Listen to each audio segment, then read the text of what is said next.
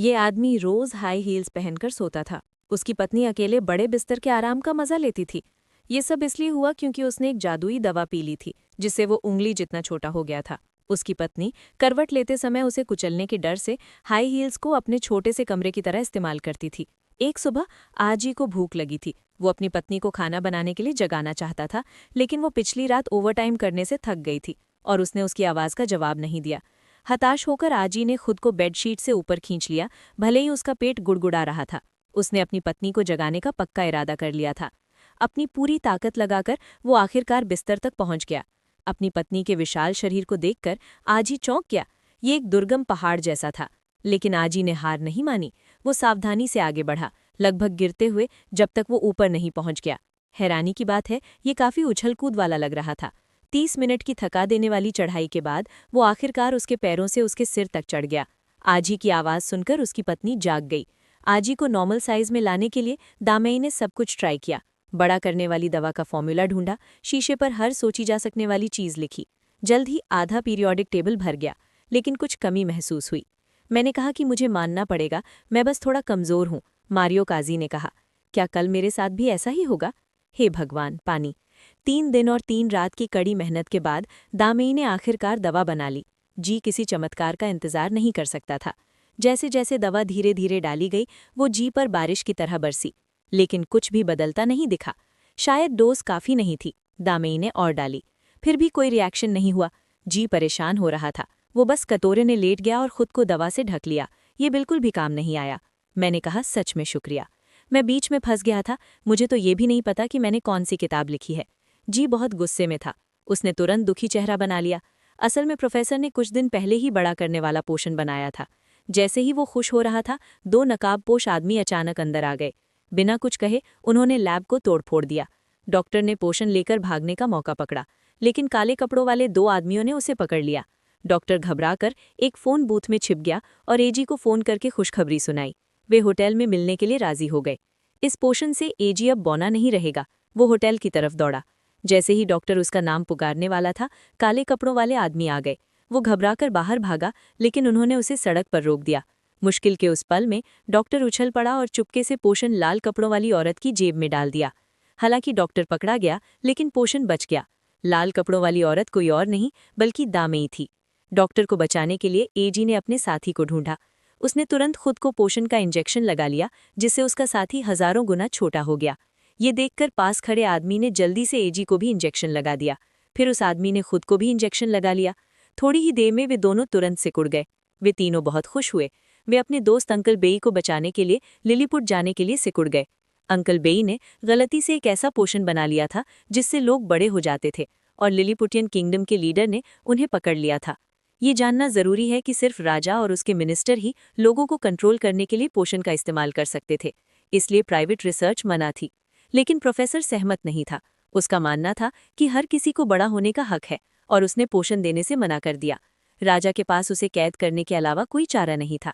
इस बीच एजी और 2 बूढ़े आदमी अनगिनत मुश्किलों को पार करते हुए आखिरकार लिलीपुटियन किंगडम के अंडरग्राउंड एंट्रेंस पर पहुंच गए। हालांकि एंट्रेंस पर 2 पेपर क्लिप चेन लटकी हुई थी। बूढ़े आदमी को वो रास्ते में मिली और वो उन्हें खींचने ही वाला था कि उसे एहसास हुआ कि चेन बैटरी से जुड़ी है। उसे 52 वोल्ट का करंट लग गया। अब सिर्फ एजी और दूसरा बूढ़ा आदमी ही आगे बढ़ पाए। अचानक बूढ़ा आदमी बीच रास्ते में एक चूहेदानी में फंस गया। एजी और कोई शक न हो, इसलिए उसने उसे एक तरफ धकेल दिया। एजी ने चाहे जो कहा, उसने बूढ़े आदमी को छोड़ने से मना कर दिया। लेकिन लिलीपिटियन लोगों को उनके नॉर्मल साइज में वापस लाने के लिए उसने एजी को लात मारकर नीचे गिरा दिया। Tusk tusk tusk. एजी जल्दी से लिलीपुटियन किंगडम में घुस गया। यहाँ रहने वाले लोग अलमारियों में रहते थे, हर दिन चींटियों की तरह मेहनत से काम करते थे। एक मक्खी खाना बन गई। ये एजी बर्दाश्त नहीं कर सकता था। वो दौड़ा और जानबूझकर उस आदमी को उकसाया। ये अच्छी चीज है, ये अच्छी चीज है। ओह, बच्चों वाली चीज। ये देखकर कि आदमी को गुस्सा नहीं आ रहा है, उसने बस मक्खी को मारकर जमीन पर कुचल दिया। वो आदमी ये बर्दाश्त नहीं कर सकता था। उसने अपनी जेब से एक सीटी निकाली। सीटी ने ब्लेड वाले गार्ड्स को अपनी ओर खींचा। एजी को डक्ट टेप से बांध दिया गया।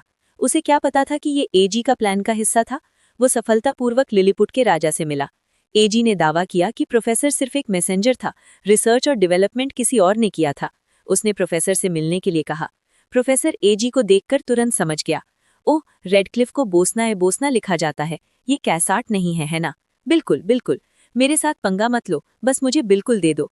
राजा को कुछ भी गलत नहीं लगा, सिर्फ एजी को कुछ एहसास हुआ। जब राजा चाय पानी में नहा रहा था, उसने जल्दी से ढक्कन बंद कर दिया। उसने भागने का मौका पकड़ लिया। बहुत मुश्किलों के बाद वो सीवर के रास्ते भाग निकला। दामेई उसे सुरक्षित देखकर बहुत खुश हुआ। प्रोफेसर के हिंट्स के आधार पर उन्होंने फॉर्मूला कैलकुलेट किया। उन्होंने कई बार कोशिश की, लेकिन फेल हो गए। इसने एजी को लगभग जलाकर राख बना दिया था।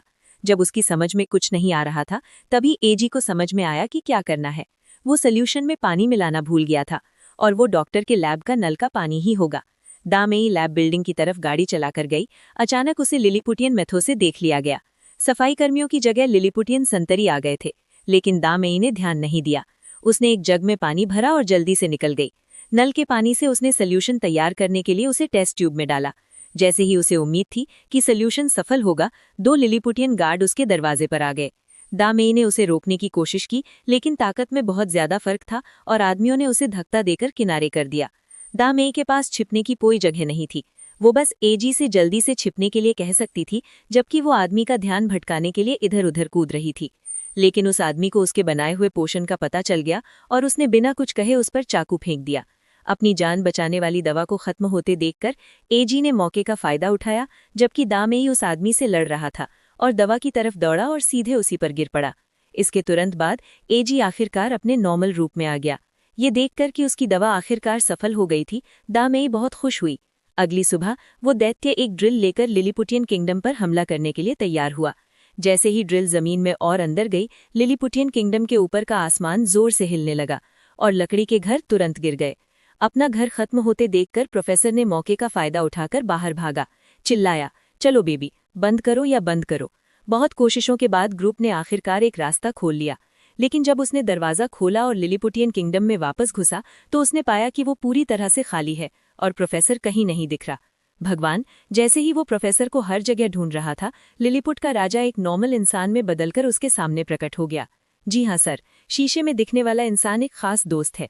जैसे ही आजी मुड़कर भागने वाला था, 2 गार्ड्स ने उसे सिकुड़ने वाली दवा से निशाना बनाया। उसने जल्दी से अपनी जेब से सिरिंज निकाली। राजा ने उसे हथियार डालने और सरेंडर करने का ऑर्डर दिया। आजी ने मौके का फायदा उठाया और उसे चाकू मार दिया। जनरल, हमें छोड़ दो। दोनों गार्ड्स गुस्से में आकर तुरंत उस पर झपटे, लेकिन आजी ने उन्हें धक्का देकर हटा दिया और उनमें से एक को चाकू मार दिया। इससे पहले कि वे कुछ कर पाते, आजी ने तुरंत दूसरे को इंजेक्शन लगा दिया। गार्ड्स ने पूरी ताकत से कोशिश की और वे चारों सिकुड़ गए। आजी टॉयलेट की तरफ भागा, गले लगाते हुए। टॉयलेट ब्रश चढ़ने लगा, लेकिन राजा और उसके आदमियों ने जल्दी से उसे पकड़ लिया। जैसे ही वो टॉयलेट ब्रश पर चढ़ने वाले थे, एजी ने पास का एक कपड़ा पकड़ा और चढ़ना शुरू कर दिया।